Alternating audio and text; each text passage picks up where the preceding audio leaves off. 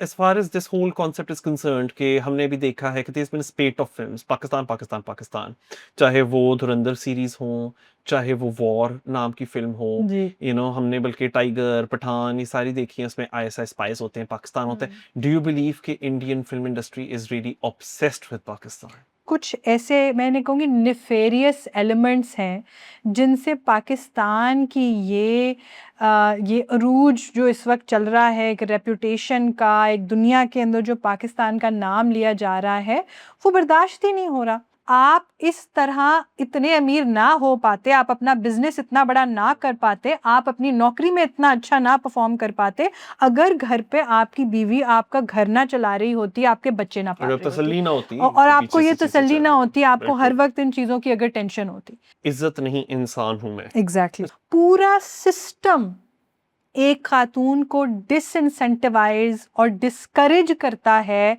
From being financially stable. लोग कहेंगे कि मैं एग्जेजरेट कर रहा हूँ, लेकिन अभी फरवरी के एंड पर और मार्च के महीने में इसी साल में 2026 में मुझे बड़ी दफ़ा लग रहा था हम वर्ल्ड वॉर 3 के बीच में खड़े हुए हैं।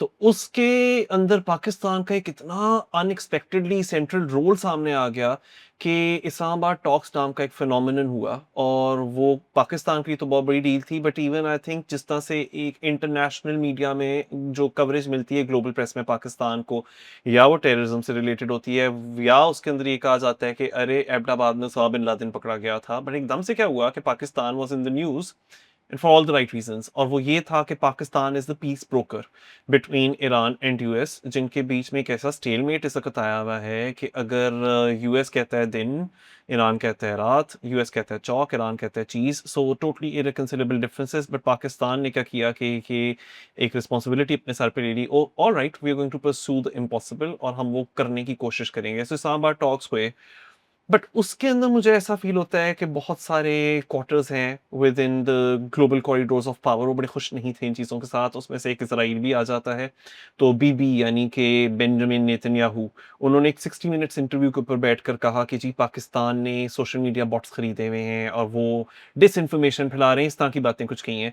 दूसरी तरफ सीबीएस न्यूज़, जो कि एक American based of course outlet है, उन्होंने खबर देना शुरू कर दी कि ना पाकिस्तान वैसे तो कह रहे हैं कि हम न्यूट्रल पीस ब्रोकर्स हैं, लेकिन वो ईरान से उनके मिलिट्री क्राफ्ट्स लाकर इधर स्टेशन कर रहा है, उनको इधर भर्ती कर रहा है, उनको प्रोटेक्शन दे रहा है पाकिस्तान, सो एक्चुअली बायस्ड है टुवर्ड्स ईरान। एक तो ये भी कहने की कोशिश की गई, और साथ ही में जो सेनेटर लिंडजी ग्राहम है, उन्होंने सीबीएस न्यूज़ की स्टोरी पकड़ी। वही सेनेटर लिंडजी ग्राहम है जिन्होंने कि हमेशा इसराइल को चेयर किया है गाजा के अंदर जेनोसाइड पे, और उन्होंने यूएस कांग्रेस में बैठकर कहा कि जी पाकिस्तान को मैं तो ट्रस्ट नहीं कर सकता। तो एकदम से मुझे नजर आ रहा कि इतनी जिधर के पाकिस्तान को पिछले कुछ हफ्तों में और महीनों में इतनी पॉजिटिव कवरेज मिली, एकदम से नेगेटिव कवरेज मिलना शुरू होगी इंटरनेशनल मीडिया में, यूएस कांग्रेस के अंदर। तो ये क्या वाकई में ऑर्गेनिकली हुआ है, या ये बहुत केयरफुली प्लान्ड और ऑर्केस्ट्रेटेड था? तो जरा इसके ऊपर मैं आपसे जानना चाहता हूँ नायाब, आपका इसके ऊपर क्या टेक है? आर दे जेलस और is there some truth to it? No Muneeb, I think I would say कि ये तो होना ही था, बिकॉज जिस तरह से पाकिस्तान ने, and you know generally people like you and I, हम बड़े उस तरह से हम बड़ी तनकीद करते हैं पाकिस्तानी माशरे पर भी, रियासत पर भी, सियासत पर भी, लेकिन मैं ये समझती हूँ कि पिछले चंद महीनों में जिस तरह से पाकिस्तान ने अपने आप को ग्लोबल स्टेज के ऊपर प्रेजेंट किया है, मैं कहूँगी एलिवेट किया है, it is unprecedented, and as a Pakistani I feel so proud कि एक इतने मुश्किल सिचुएशन में, आई मीन ट्रूली हम जिस सिनेरियो में हैं, रीजनली जो हमारी पोजीशन है, जिस खित्ते के अंदर हम एग्जिस्ट करते हैं, फिर जो हमारे माजी में जिस तरह के ताल्लुकात यूनाइटेड स्टेट्स के साथ रहे हैं, फिर जो ऑफ कोर्स इसराइल की जो पोजीशन है, you know, vis-a-vis the United States, vis-a-vis Iran, तो हम बहुत ही ज़्यादा हमारे ख़ुद बाकी नेबर्स के साथ भी ताल्लुकात इतने अच्छे नहीं हैं, माइनस ऑफ कोर्स चाइना। तो हम बहुत ही मुश्किल सिचुएशन में थे, और उस सिचुएशन में हमने बहुत मास्टरफुली, बहुत टैक्टफुली आई थिंक हैंडल किया है सिचुएशन को, जिसे वाकई आप कह सकते हैं मीडिएटर का रोल जो होता है, फैसिलिटेटर मीडिएटर का जो रोल है, वो यही है कि आप दोनों साइड्स को एक प्लेटफॉर्म पर लेकर आएं। और उसमें ज़ाहिर है आपको दोनों साइड्स की बात भी सुननी पड़ती है। तो मुझे ये लगता है कि कुछ ऐसे, मैंने कहूँगी, नेफेरियस एलिमेंट्स हैं जिनसे पाकिस्तान की ये अरूज जो इस वक्त चल रहा है, एक रेपुटेशन का, एक दुनिया के अंदर जो पाकिस्तान का नाम लिया जा रहा है, वो बर्दाश्त ही नहीं हो रहा। अच्छा। And of course we are dealing with violent genocidal elements. तो ज़ाहिरी सी बात है उनको शायद ख़ुद भी अपनी एग्जिस्टेंशियल थ्रेट्स भी हैं उनको काफ़ी ज़्यादा। So I think that absolutely there is no two, मैं इस बात को कम्प्लीटली रिजेक्ट करती हूँ कि पाकिस्तान ने कोई as a mediator flawed role play किया। आई थिंक बहुत बैलेंस्ड पोजीशन ली है, दोनों साइड्स को बैलेंस करने की कोशिश की है। और अगर आप बॉडी लैंग्वेज देख लें, अगर आप जिस तरह से दोनों के साथ को बैलेंस किया जा रहा है, दोनों की लीडरशिप को जिस तरह से बैलेंस किया जा रहा है, I think it they've done a fantastic job. I think ministry of foreign affairs ने पाकिस्तान की, उन्होंने एक स्टेटमेंट जारी की है कि they wholly disagree with CBS news report कि ये बड़ी बायस्ड और फ्लॉड है। या बल्कि फ़ाहद हुसैन जर्नलिस्ट हैं, उन्होंने इसके ऊपर बहुत बड़ा एक एक्सपोजे भी किया है कि एक्चुअली जिसने ये स्टोरी लिखी है वो खुद किधर से आ रहे हैं। बट जो हमारी मिनिस्ट्री ऑफ फॉरेन अफेयर्स है, उनका ये कहना है कि जब यहाँ डेलीगेशंस आ रही थी इस्लामाबाद टॉक्स में, ईरान की और US की, तो पाकिस्तान के कोर्स वो सिक्योरिटी पूरा प्रोटोकॉल था जो कि उनको लेकर आ रहा था, और उनके एयरक्राफ्ट्स को, उनके जेट्स को सुपरवाइज कर रहा था। As part of that larger equation वो वाले जेट्स ईरान के अंदर थे, not to secure them from, और not to provide them security from some potential American attacks. तो या एक तो पाकिस्तान ने क्लैरिफिकेशन अपनी दी है, पर मैं ये देख रहा था कि इस तरह की जो वॉइसेस हैं, चाहे वो नेतन्याहू का इंटरव्यू हो, या बल्कि एक BBC की वीक रिपोर्ट भी आई है पाकिस्तान की जो अफगानिस्तान के साथ जंग चल रही है उसके हवाले से, जो कि क्रिटिकल है ऑफ ऑफ पाकिस्तान। कोर्स। सो मैं देख रहा था कि इस तरह की रिपोर्ट्स को एकदम से इंडिया के एक आदित्य राज कौल साहब हैं जिन्होंने धुरंधर फिल्म भी लिखी है, उसके बल्कि रिसर्च कंसल्टेंसी की है उसके ऊपर।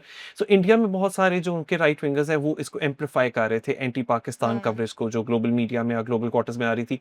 तो अभी मैं देख रहा हूँ कि ट्विटर के ऊपर बड़े पाकिस्तानी, एक फिल्म है लाहौर 1947 जो मेरे ख्याल से 15 अगस्त को रिलीज होने लगी है, उसमें सनी देओल और प्रीति जिंटा है। सो उसके पोस्टर्स को शेयर कर रहे हैं पाकिस्तानी और कह रहे हैं कि जी India is obsessed and Indian film industry is obsessed with Pakistan.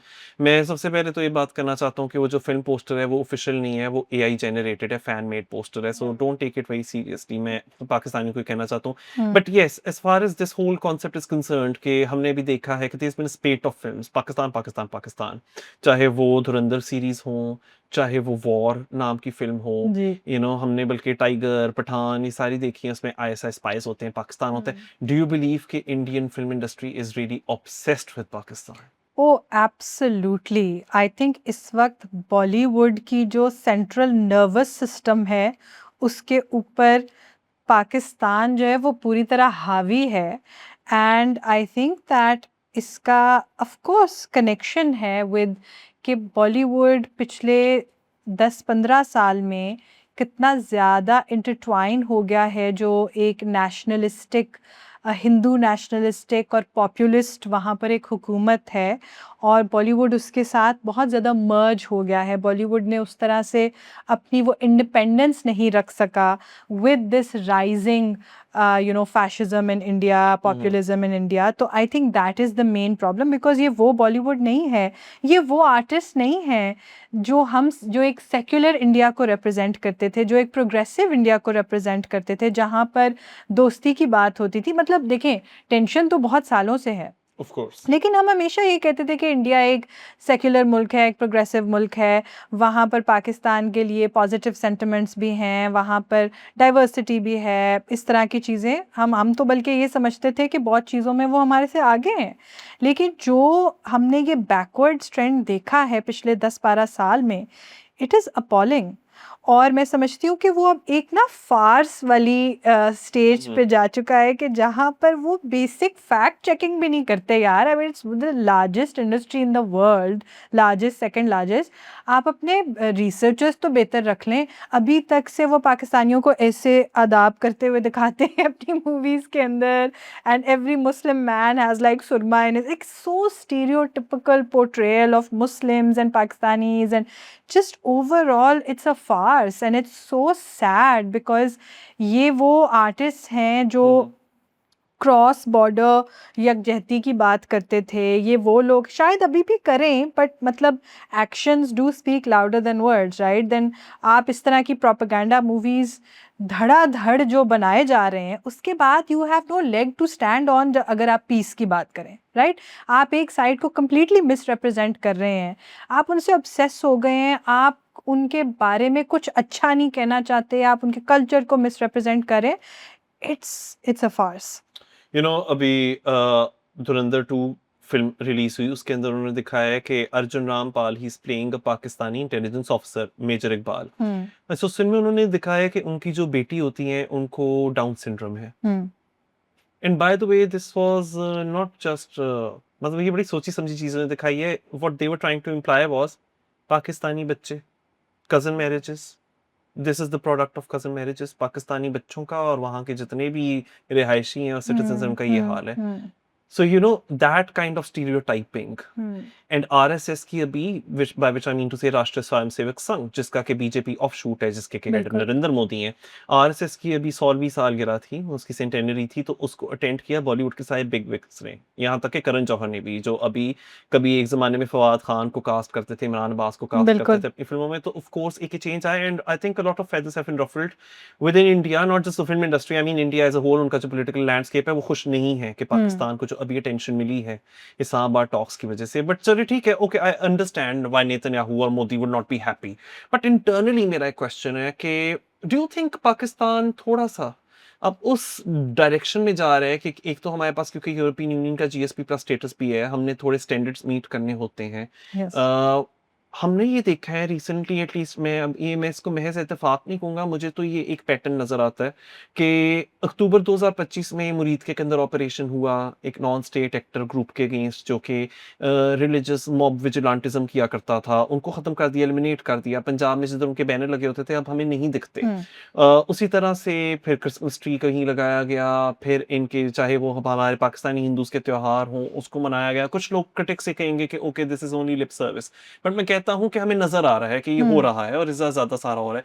और इसी के साथ-साथ हमें जो पॉलिटिकल और लीगल डेवलपमेंट्स हैं, वहाँ हमें कुछ प्रोग्रेसिव स्टैंडर्ड्स हुँ, अपहोल्ड होते हुए दिख रहे हैं। मैं मिसाल के तौर पे बात करूँगा कि पिछले साल इस्लामाबाद कैपिटल टेरिटरी में बहुत ज़्यादा रेजिस्टेंस आई मौलाना फजल रहमान ख़ुदा की तरफ से, बट उसके बावजूद जो लड़कियाँ हैं, उनकी भी उम्र मैरिजेबल एज बढ़ाई गई टू 18, और वही चीज़ अब पंजाब में मिमिक की गई है। हुँ, और इधर अस्मा बुखारी हैं पीएमएलएन की, उन्होंने एक बहुत हुँ, ज़ोर से स्टेटमेंट दी खड़े होकर पार्लियामेंट में, जिसमें कि इवन पीएमएलएन के क्रिटिक्स ने भी उनकी बड़ी तारीफ़ की। और हुँ, फिर यहाँ हम लोगों को हमारी जुडिशरी की तरफ से भी इस तरह की डिसीजंस नज़र आ रही हैं कि अगर एक खातून है, उसको खाविंद ऐसे ही डिवोर्स नहीं कर सकता, वो प्रॉपर्टी राइट्स गेन करेगी। हुँ, उस प्रॉपर्टी के अंदर जो उसने मैट्रिमोनियल होम के तौर पे जिधर अपनी कॉन्ट्रिब्यूशंस डाली, जिस हुँ, घर को उसने चलाया, जिस घर के अंदर उसने अपना इनपुट दिया, बिल्कुल। She would gain a beneficial share, a proprietary share in that very property itself.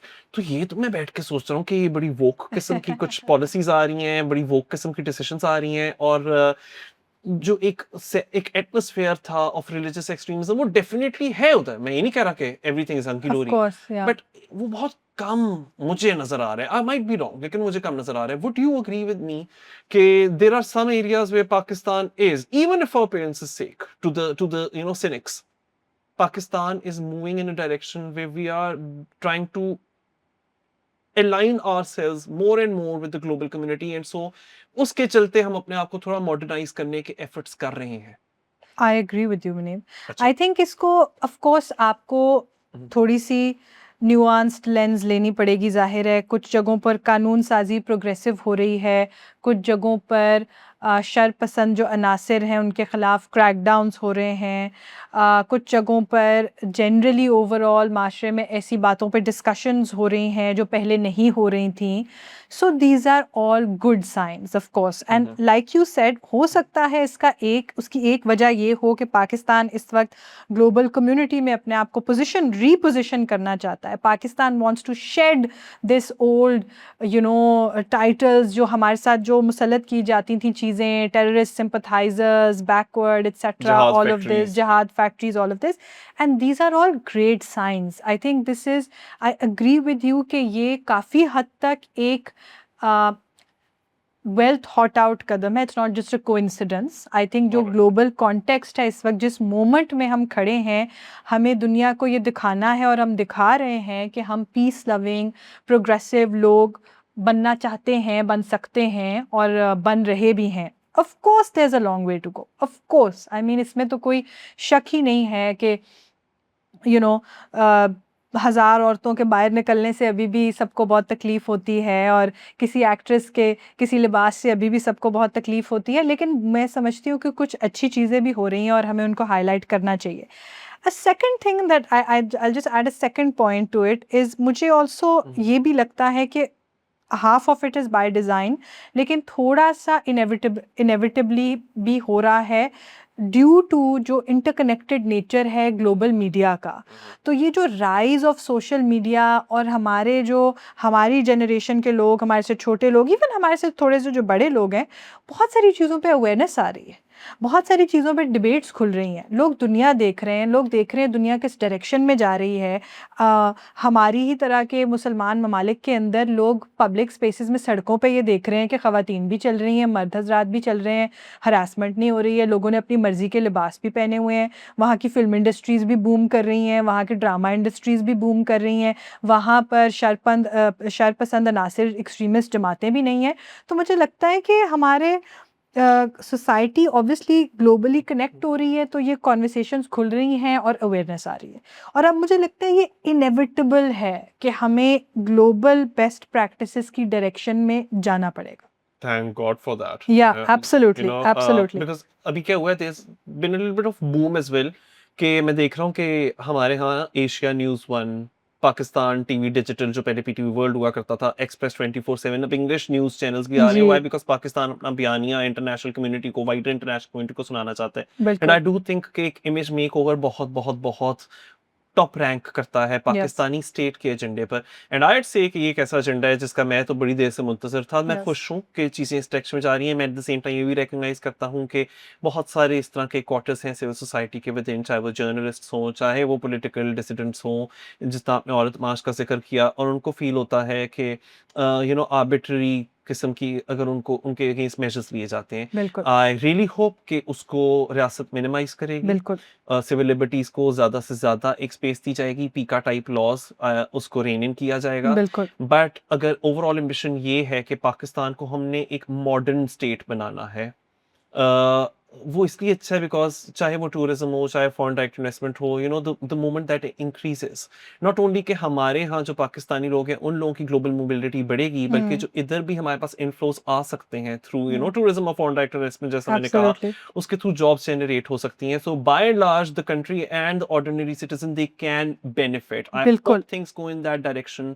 The best is yet to come, a lot needs to be achieved, but इतना ज्यादा पेसिमिज्म है दुनिया भर में कि थोड़ा बहुत अगर मुझे सिल्वर लाइनिंग नजर आती है, I just want to cling on to it. Muneeb, ये जो अभी आप बात कर रहे थे, आई थिंक उसमें जो मेरे लिए एक स्टैंड आउट चीज़ है और मेरे हिसाब से बड़ी रेडिकल बात है, और इसके ऊपर जब भी कोई रेडिकल चीज़ होती है तो लोगों के रिएक्शंस भी रेडिकल ही आते हैं। तो पिछले महीने सुप्रीम कोर्ट ऑफ पाकिस्तान ने एक I would call it monumental, और बिल्कुल इस तरह की कुछ बार बार प्रोग्रेसिव डिसीजंस आ रहे हैं काफ़ी जुडिशरी की तरफ से भी, ख़ास तौर पे जहाँ पर ख़वातीन की बात हो और फैमिली लॉ की जहाँ पे बात हो रही है, इनहेरिटेंस लॉज, फैमिली लॉ। तो ये एक फिर इस पे डिबेट भी छिड़ गई, बिकॉज सुप्रीम कोर्ट ने ये कहा कि शादी जो है वो एक इमोशनल पार्टनरशिप भी है और एक इकोनॉमिक पार्टनरशिप भी है, और शादी के दौरान जो मैरिटल एसेट्स या मैरिटल वेल्थ अक्वायर होती है वो दोनों अफराद में बांटी जानी चाहिए अगर शादी ख़त्म हो जाए तो। I mean this is pretty big, because अभी तक से हम क्या देखते थे कि ज़ाहिरी सी बात है, हमारा जो एक ट्रेडिशनल डिवीज़न ऑफ लेबर है उसके अंदर मर्द हज़रात जो हैं अभी भी बाय एंड लार्ज वही ब्रेड विनर्स होते हैं, वही पैसे कमाते हैं, बाहर जाते हैं, और अक्सर जो marital properties, marital asset, wealth होती है वो उन्हीं के नाम पे होती है, और जो ख़वातीन होती हैं वो घर पे लेबर करती हैं, बच्चे पालती हैं। तो अगर तलाक का मौका आए, तो तलाक की नौबत आए, तो अक्सर हम ये देखते हैं कि 10-10, 15-15 साल बाद बड़ी पढ़ी-लिखी जो ख़वातीन भी हैं, वो भी they walk away from a marriage with nothing, with hmm. zero financial stability, hmm. with zero assets. Hmm. So, first of all, I want to get your take on this, and you have to tell me कि मर्द हज़रात इस बात पे इतने खफा क्यों हैं? उनकी जेब पे भारी पड़ रहा है, सिंपल बात है। इसी बिकॉज एक they used to be carte blanche, ठीक है, जिसके मतलब मेरे क्लीन चिट, उनके पास एक क्लीन चिट हुआ करती थी कि आप मर्जी से जब कभी शादी करना चाहते हो आप कर लो, वो पता नहीं बीवी की मर्जी है या नहीं है, वो तो बाद में देखा जाएगा, शायद कभी भी नहीं देखा जाएगा, लेकिन आपने मर्जी से शादी की, आपने कन्वीनियंटली अगली को कह दिया तलाक तलाक तलाक, and nothing, no responsibility, no expenses, no stakes whatsoever. और वो खातून जो सी है, she will have to start from start, and the thing is कि हमारे माशरे में अनफॉर्चुनेटली कि इतना बैकवर्ड किस्म का एटीट्यूड है ना कि a woman when she is divorced उसको इतना फजूल में स्टिग्मेटाइज किया जाता है सोसाइटी में, and this is what a man is putting her through when he divorces her arbitrarily.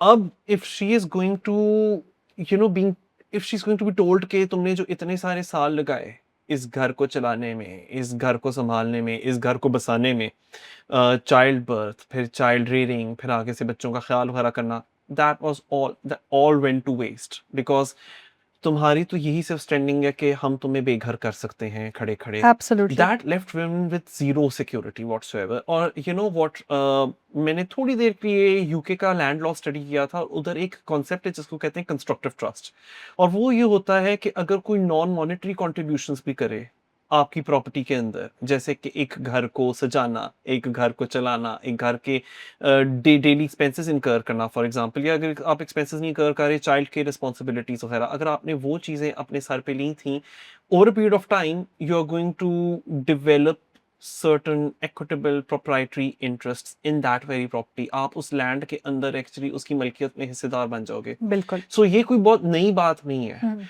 और जो फॉरेन लॉ है, जो दूसरी जुरिस्डिक्शंस का लॉ होता है, वो पाकिस्तानी कोर्ट्स के लिए परसुएसिव प्रेसिडेंट होता है। Yes. सो वेल मुझे ऐसा लगता है कि पाकिस्तान की जुडिशरी कन्विंस हुई है, उन्होंने दे बीन परसुएडेड कि ये जो ट्रेंड एक चल रहा है फॉरेन जुरिस्डिक्शंस में, not only England but in so many other Muslim countries, Muslim majority countries, उन्होंने वो चीज़ इधर इंट्रोड्यूस किया, और बड़ा अच्छा किया उसको इंट्रोड्यूस करके, बिकॉज अब से मर्द लोग ये कहेंगे before they make women undertake so many household chores, तो फिर मर्द को पहले पता होगा कि eventually you might end up in a situation with a woman जिसके के नाम पे प्रॉपर्टी नहीं है, under a constructive trust she might become an equitable owner of the property।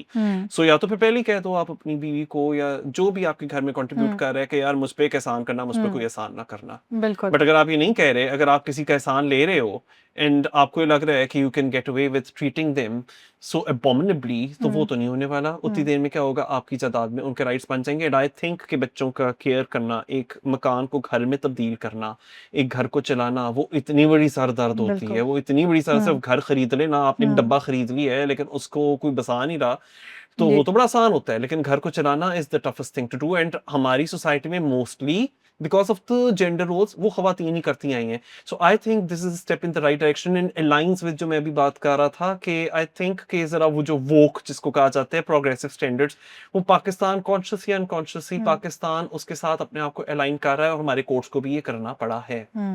अच्छा, सो आई वांट टू गिव, बहुत सारे लोगों को ना इसकी जस्टिफिकेशन नहीं समझ आ रही, so I want to give the women's perspective के इसके पीछे एक्चुअली है क्या। जी। बहुत सारे मर्द हजरात खफा हैं, गुस्से में हैं कि भाई हमने कमाया तो ये सब हमारा है, तो अगर तलाक हो जाती है तो हम किसी और को पैसे कैसे दे सकते हैं, हमारी प्रॉपर्टी में किसी का हिस्सा कैसे हो सकता है। देखिए, जो हमारे ट्रेडिशनल जेंडर रोल्स हैं उनके अंदर हमेशा से, जब से लड़की पैदा होती है, उसको ये बताया जाता है कि तुमने एक दिन किसी की बीवी बनना है, तुम you have to spend your entire life moulding yourself in a way कि जब आप अपनी, आपको कोई ये नहीं बताता, आपको कोई ये नहीं सिखाता कि आपकी अपनी कोई फाइनेंशियल स्टैंडिंग होनी चाहिए। बड़े बड़े अमीर घरों की लड़कियां, बड़ी बड़ी पढ़ी लिखी लड़कियां जो हैं, उनको सिर्फ ये बताया जाता है कि नौकरी करके तुमने क्या करना है, तुमने तो खामद के घर जाना है, तुमने तो जो भी तुम्हें फाइनेंशियल स्टेबिलिटी चाहिए वो तुम्हें वहां से मिलेगी, तुमने घर चलाना है, तुमने बच्चे पैदा करने हैं, all noble causes, beautiful causes. But उसने कभी अपने वजूद के बारे में, और ख़ास तौर पे क्योंकि हम फाइनेंसेस की बात करें, उसने कभी अपनी फाइनेंशियल स्टेबिलिटी के बारे में सोचा ही नहीं। पूरा सिस्टम एक खातून को डिसइंसेंटिवाइज और डिस्करेज करता है फ्रॉम बीइंग फाइनेंशियली स्टेबल, यानी मुआशी तौर पर उसकी कोई स्टैंडिंग ना हो, पूरा सिस्टम उसको इस तरफ लेकर जाता है। अब चलें जी, जब वो इस डगर पे चल पड़ी और वो एक घर में गई और वहाँ पर उसने अपना सालों का अनगिनत एक लेबर लगाया, जिसमें घर का ख्याल रखना, जिसमें बच्चे पैदा करना, जिसके अंदर बच्चों को बड़ा करना, जिसमें इमोशनल लेबर, इतना कुछ है। उसके बाद जी ये पता चलता है कि इसकी तो कोई फाइनेंशियल स्टैंडिंग ही नहीं है। अभी भी इस चीज़ को, जिस चीज़ को हमें बेचा गया था कि ये आपका प्राइमरी रोल है, हाँ इससे आपको शायद अप्रिसिएशन मिल जाए, लेकिन इसकी कोई मॉनेटरी वैल्यू तो है ही नहीं। तो कल को वो अनगिनत किस्म का लेबर करके, और उससे पहले भी एक औरत जिसको पहले से ये बताया गया है कि नौकरी तो तुमने करनी ही नहीं है, करियर पे तो तुमने फोकस करना ही नहीं है, पहले ही she is at a disadvantage. उसके बाद जब उसको अगर खुदा ना खास्ता तलाक हो जाती है तो she is left with nothing, she has to start from zero. So the court recognised कि एक शादी जब होती है तो जो ब्रेड विनर है वो चाहे कोई भी हो, मर्द हो औरत हो, लेकिन हमारे केस में ज्यादा मर्द ही हैं, होंगे तो statistically। उसकी जो सक्सेस है दैट उसके अंदर एक बहुत बड़ा हिस्सा, एक बहुत बड़ा इनविजिबल रोल उस औरत ने प्ले किया है, जो उसको घर के काम करके दे रही है, जो उसके बच्चे पाल रही है, जो ये फुल टाइम जॉब्स कर रही है घर पे, जिनके ऊपर कोई मॉनेटरी वैल्यू नहीं है। So court recognises that this labour has value. आप इस तरह इतने अमीर ना हो पाते, आप अपना बिजनेस इतना बड़ा ना कर पाते, आप अपनी नौकरी में इतना अच्छा ना परफॉर्म कर पाते, अगर घर पे आपकी बीवी आपका घर ना चला रही होती, आपके बच्चे ना पाल अगर रही तसल्ली ना होती और कि आपको पीछे ये से चीजें तसल्ली चल ना रही होती, आपको हर बिल्कुल। वक्त इन चीज़ों की अगर टेंशन होती, so this is what the court is recognising, and I think it's absolutely fantastic. और मैं समझती हूँ कि जिन लोगों को इससे मसला है वो फिर ये सोचें, या वो ये आज हम अहद करें कि हम बचपन से लड़कों और लड़कियों को सेम तालीम देंगे, सेम इनकरेजमेंट देंगे कि अपना करियर बनाओ, अपनी फाइनेंशियल स्टेबिलिटी बनाओ, पैसे कमाओ, अपनी कोई सोशल स्टैंडिंग बनाओ, और घर के और नौकरी के बाद और शादी के बाद हम इजाज़त देंगे दोनों को इक्वली नौकरी करने की, और दोनों इक्वली घर के कामों के अंदर भी इन्वॉल्व होंगे। अदरवाइज तो दिस इज़ अनफेयर। एक इंसान को पूरी जिंदगी एक ऐसे रोल के लिए तैयार किया गया है जिसकी इवेंचुअली कोई वैल्यू ही नहीं है, and she has to start from zero. इसी बिकॉज अगर हम लॉ की हिस्ट्री को देखें ना, तो ये जो मलकियत की बात की जाती है, प्रॉपर्टी कौन ओन करते हो सब, और वैल्यू किस चीज़ की है। सो मुझे याद है मैंने लॉ पढ़ा था ना, तो शुरू शुरू में बताया गया था मैं कॉन्ट्रैक्ट लॉ के अंदर कि कंसिडरेशन नाम का कॉन्सेप्ट होता है कि इकोनॉमिक वैल्यू होनी चाहिए, बट इकोनॉमिक वैल्यू किसी भी इमोशनल चीज की नहीं होती। तो ये जो एक डिफरेंशिएशन की गई थी ना, इमोशनल वर्सेस इकोनॉमिक, यस, ये करने वाले खुद मर्द हजरात ऑफ थे, course, because legal profession was male male dominated dominated. And actually male led. आज के दिन भी it is male dominated, so no wonder that the standards of when you going to acquire property those are set by men. तो फिर तो खवातीन तो कभी भी उस पोजीशन में होंगी नहीं कि वो प्रॉपर्टी एक्सेलेंट ओनर्स बन पॉइंट, सके। बिल्कुल। तो अब क्या हुआ है कि ये जो एक कॉन्सेप्ट आया है कि जिसने घर के मतलब घर की डे टू डे रनिंग में कंट्रीब्यूशन की है, that will be given economic value which is going to generate proprietary rights for you.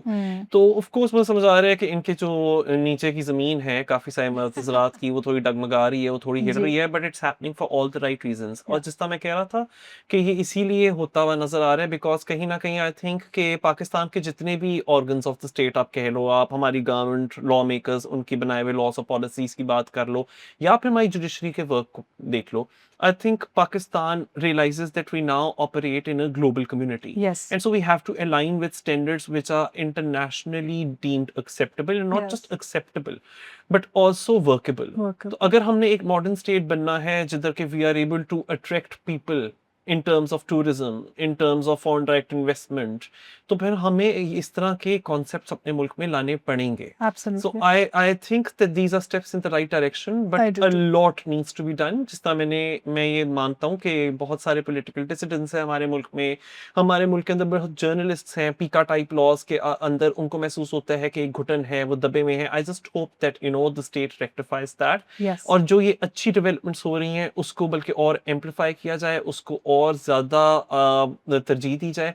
And once that happens I think we would be sitting here and discussing things going in a good direction, Yes. and that's what we ultimately want. So I hope that this was a fruitful discussion. I'll be waiting for comments below our video. I would want to know the feedback, would want to know input from our audiences, from our viewers. और मिलते हैं अगले हफ्ते with some new topics of the day.